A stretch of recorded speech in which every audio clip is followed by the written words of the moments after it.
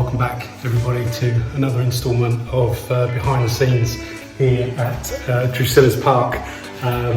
We are really lucky as zookeepers to be able to work with some really incredible species. It's a dream job, and we as keepers think ourselves to be very lucky to be doing the work that we do, and in such an amazing collection as Drusillas, with all of these incredible animals that we have here at the park. At the moment I've just stood in front of the Hyrax enclosure, but that's not actually the species that we're going to be talking about today. As zookeepers, as I said, we work with some amazing animals, but keepers generally tend to have different species that they are particularly interested in. Now, every animal gets exactly the same level of care and husbandry. Every animal is as important as the next, but some of the animals we may specialise in. There will be animals that really strike an interest with us, and you get to a point after many years of working with animals where you can maybe provide advice to other people and give information to visitors about those species in quite an in-depth manner.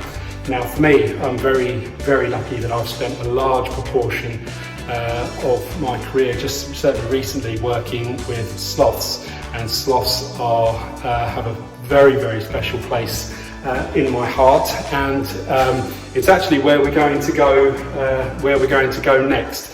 We're actually just here at the sloth enclosure, and we're going to pop inside and say hello to Flash and to Gordon. You might just be able to see a sloth just tucked away here in the nest box, and already, even now, I'm getting really excited of the fact that we're going to go in and meet the sloths. I'm really excited to show you what they get up to in their enclosure and get really up close and personal with them, because they are just the most incredible animals, personally for me, in the world. So let's go and take a look. So as I was saying, we're in the sloth enclosure now. I've just come into the sloth enclosure, so it's hugely exciting. This kind of thing never gets boring. It's just the most incredible experience to be able to come in and do this stuff.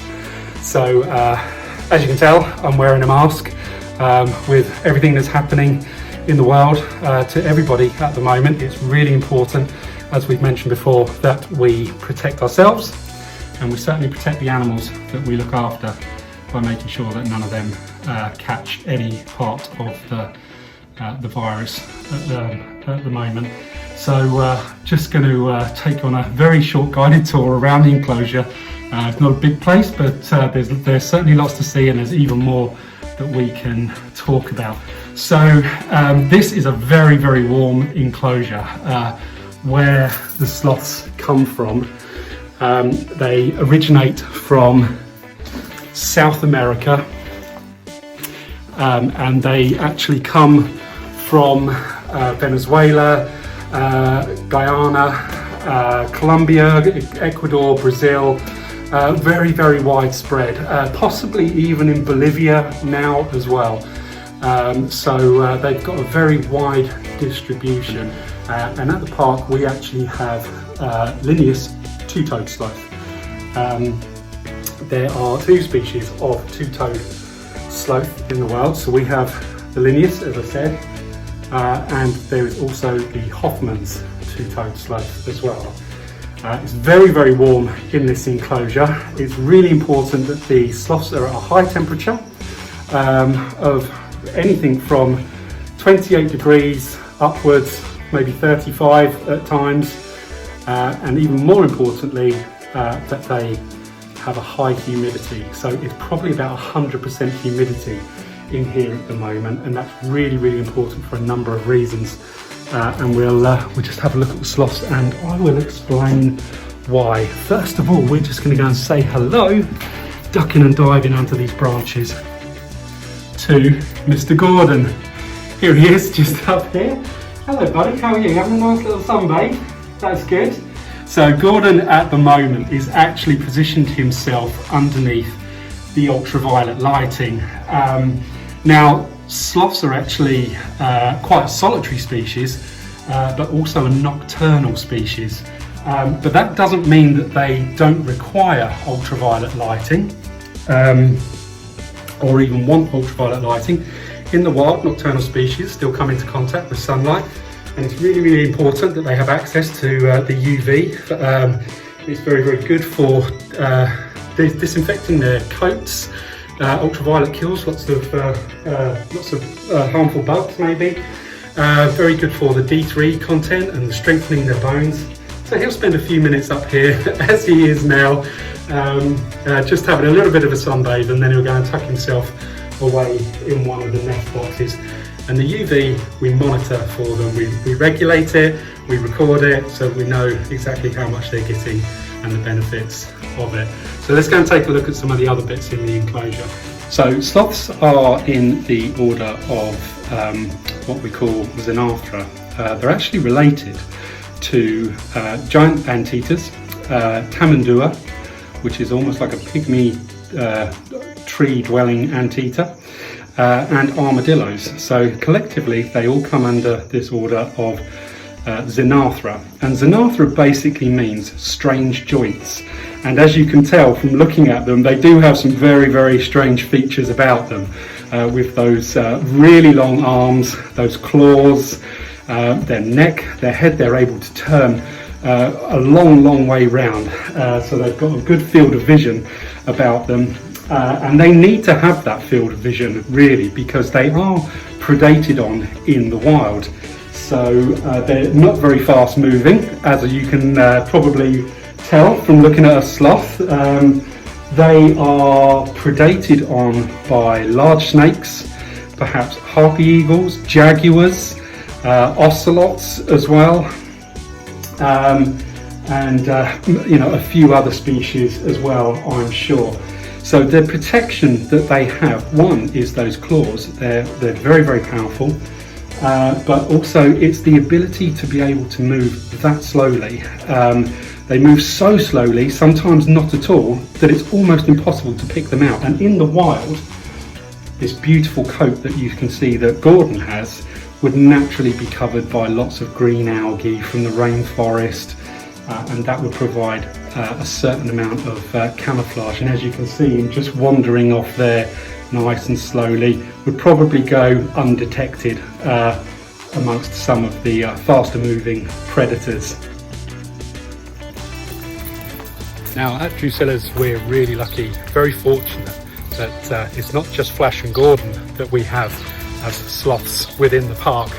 We actually have another sloth at the park who lives here down in the bat enclosure, and his name is Sophocles, and Sophocles is actually Flash's father. So he lives in here. We'll go in and take a very quick look at him and see what he's up to. Now Sophocles is also in his nest box at the moment, and if you remember me saying earlier, they are actually a nocturnal species, so it's quite usual for them to be asleep at this time of day, and sleeping is something that they do religiously throughout the day. And we also, as we talked about before, have this as a mixed exhibit too.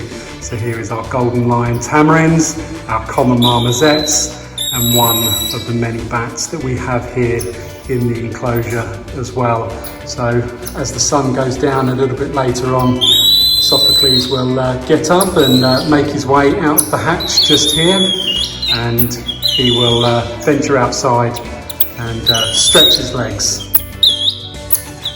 So the purpose of having all these animals here at the park is not just about being able to show you some of the many amazing animals that there are in the world.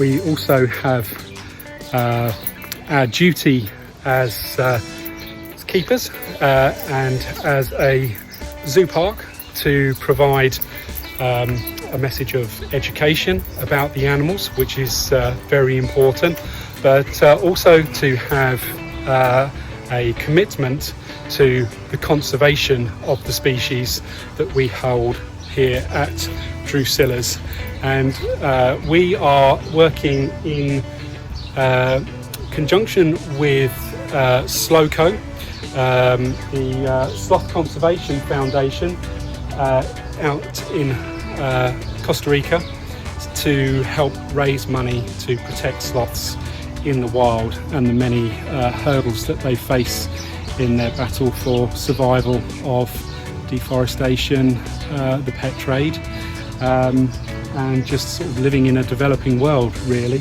And just here we have our Help Save the Sloths coin donation, and I'll just put the camera down here to show you. This is the Sloth Conservation Foundation that we are working with, and we work with an incredible team of people in Costa Rica under the guidance of Dr. Rebecca Cliff, who is a world-renowned sloth expert.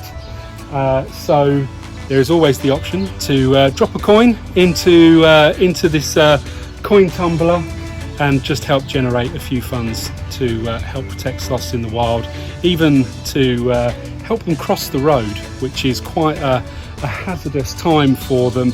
As I said, in the developing world, the Sloth Conservation Foundation place ropes over the roadways to help the sloths climb across without having to cross the road themselves. Sloths, when they're on the floor, actually look quite silly, and they move very, very slow. They're not designed to be walking on the floor, they're designed to hang upside down. But in conservation at Drusillas is a huge part of what we do, and is a very important message for us to get across.